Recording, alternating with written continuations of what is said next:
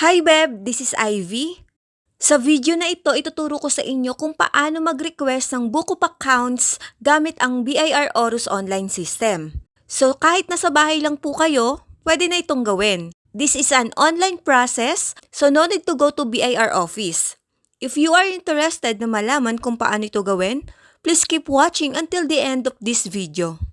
Kung bago ka pa lang sa channel ko, I invite you to please do like, share, comment, and subscribe to my channel. Don't forget to hit the notification bell para updated ka sa mga bago kong video gaya nito. Without any further ado, let's get started.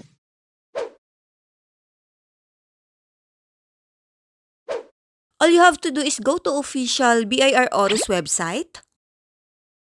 Now, enter your login credentials. Kung wala ka pang Aurus account, click register. Kung may Aurus account ka na, ilagay lang ang iyong registered email address and password. Then, itik ang I'm not a robot and click login. Kapag successful login, automatic kayong madadirect sa Aurus dashboard. Next, i-click ang secondary registration, then click Book of Accounts. After that, click Register Book of Accounts. Now, dito mo makikita ang taxpayer information. I-click ang Validate. After few seconds, lalabas ang iyong business details. Kung tama naman ang mga information, click Add. Then click Add Row. Now, fill out the request form. Dito mo ilalagay ang mga detalye tulad ng type of books to be registered, manual, loose leaf, computerized.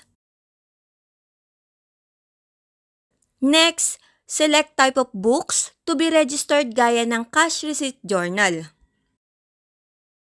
Then, sa quantity or number of volumes, ilalagay kung ilang libro ang nais mong i-register or idagdag.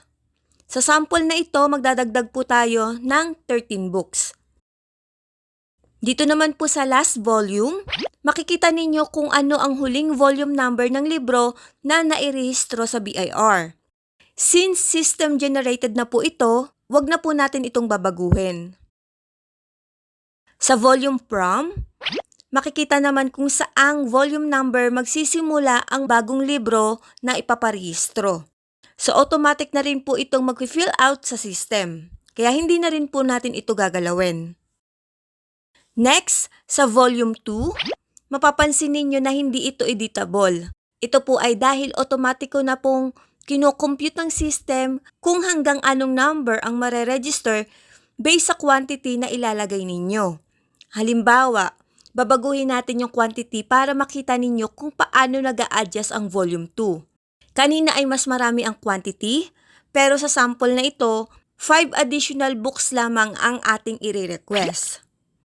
So mapapansin ninyo kapag binago ang quantity, automatic din pong nagbabago ang volume 2. At makikita ninyo ang bagong ending volume number ng mga librong maire-register.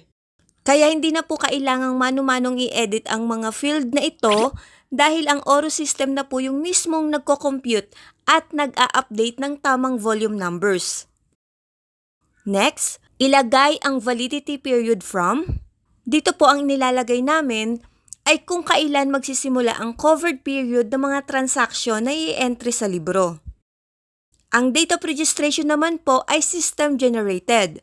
Kaya automatic na din po itong lalabas based sa date kung kailan kayo nag-process ng application. Next, input the taxable year from at taxable year to. Based po sa covered period ng inyong Book of Accounts. Kapag complete na ang details, click Add Books para maidagdag ang libro sa inyong application. After that, makikita ninyo ang details ng Book of Account request. I-review lang po ito, then click Continue. Pagkatapos, mababalik kayo sa taxpayer information page, i-click ulit ang Continue. For step 3, basahin at i-click ang attachment details bago mag-proceed para masigurong complete ang requirements. Kung hindi naman kayo required mag-attach ng documents, pwede na po ninyong i-click ang review. Last part, i-review ang inyong application. Basahin ng maigi ang undertaking. Kung kayo po ay nag-agree, itik lamang yung mga checkbox. Then click Submit Application. And that's it! Successful na ang iyong Book of Accounts application via Orus. After that, madadirect po kayo sa profile page ng Orus account para sa stamping or printing. Sa lower part ng page, hanapin ang stamps. Then, i-click ang document tab para ma-download po ang stamps. Pagkatapos, pumunta sa inyong downloads folder para makita naman po at ma-access ang mga files. Ito po ang mga documents na ipiprint at ididikit sa first page ng Book of Account. Since 5 books ang ni-request ko, dapat 5 rin po yung downloadable stamp files na ipiprint. And that's it! Ready na ang inyong stamp Book of Accounts. Aside from that, makakatanggap din kayo ng email mula sa BIR regarding sa inyong Book of Account gaya nito. So that's it for today's video. Beb, sana nakatulong sa inyo. Maraming salamat sa wala niyong sawang pagsubaybay sa mga video ko. Please do not forget to like, share, and subscribe to my channel. And hit the notification bell para updated kayo sa mga susunod kong uploads. Thank you and God bless everyone. Follow for more.